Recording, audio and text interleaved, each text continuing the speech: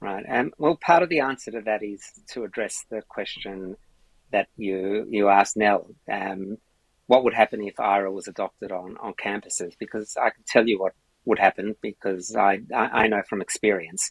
It would be used as a basis for external interference. You would immediately have Jewish lobby groups, whether it's AJAC or the Anti-Defamation Commission or the Zionist Federation, who would seize upon one of the six exceptions and who would go there backing the students, and it would make delegations protesting what is happening in curricula, what is happening with particular students. And you would have donors who have very generously given to Jewish studies programs that have allowed them to flourish through campuses in Australia and in the United States and elsewhere, and who would also be making phone calls, pressuring these donors and also these Jewish studies centres.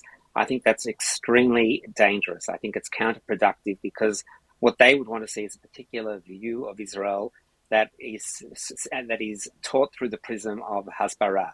And one thing that I know is that students, Jewish and non-Jewish students, are not stupid. They can see through shallow, non-critical thinking and will never satisfy those on the outside who want to play their politics and bring them into the campus. I think what's important is that students who often do face situations that are anti-Semitic and who face, and sometimes it's hard to distinguish that from situations that are uncomfortable. And it cuts both ways because you often have Jewish studies teachers who are teaching courses on the Middle East, which was the case at Monash, where we were also getting complaints and complaints of bias should be addressed. Students should be taking them up. But what happens is, and it's happened in my experience, you have professional organisations outside who go in there, arm people with tape recorders, and then use the recordings of lectures, either in Jewish studies or in other areas, as ammunition, and then politicians get brought into it. And that's really what's happening in Australia. Scott Morrison sees an opportunity before an election to curry favour with a particular segment of the electorate, and Labor, unfortunately, I think is being dragged into this as well because everyone wants to be seen on the right side, the right, or even on the right side of this issue. And I think it's misguided. It's not that I minimise anti-Semitism. I think it's a serious issue.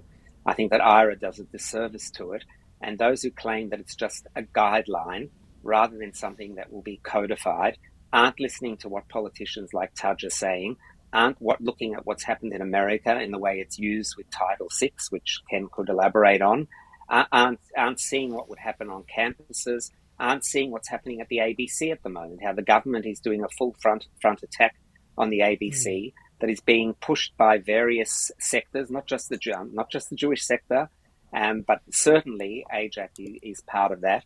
And there's a push to adopt IHRA because that would give them the ammunition to allow them to constantly claim that there is bias against Israel in every report. And sometimes there is, and they should be called out for that. But Ida Buttrose is right to push back on these kinds of assaults.